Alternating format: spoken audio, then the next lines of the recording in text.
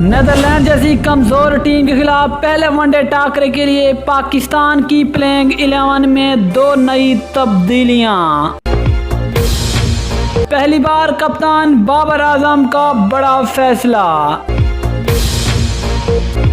2 खिलाड़ियों को डेब्यू कराए जाने का इम्कान।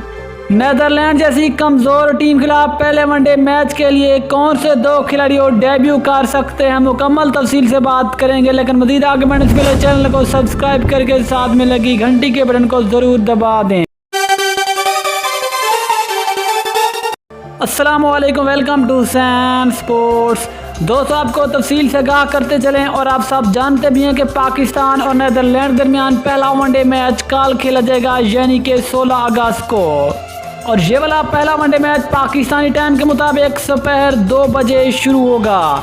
लेकिन आज हम बात करने वाले हैं कि नेदरलैंड जैसी कमज़ोर टीम के खिलाफ पहले वनडे मैच के लिए पाकिस्तान की प्लेइंग 11 में 2 बड़ी तब्दीलियों का इम्कान है, यानी कि 2 खिलाड़ी पहले वनडे मैच में अपना डेब्यू कर सकते हैं। जिसमें पहला नाम आता है पाकिस्तान के टेस्ट ओपनर बल्लेबाज अब्दुल्ला शफीक।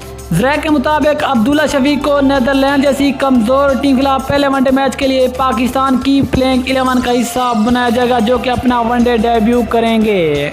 इसके अलावा जो दूसरी बड़ी तब्दीली होगी वो होगी पाकिस्तान के young fast bowler Naseem Shah, जिसको पहली मरतबा पाकिस्तान के वनडे स्क्वाड में शामिल किया गया है। लेकिन अब नेदरलैंड के खिलाफ पहले वनडे मैच के लिए नसीम शाह को भी पाकिस्तान की प्लेइंग 11 में शामिल किया जाएगा, जो कि अपना वनडे डेब्यू कर सकते हैं।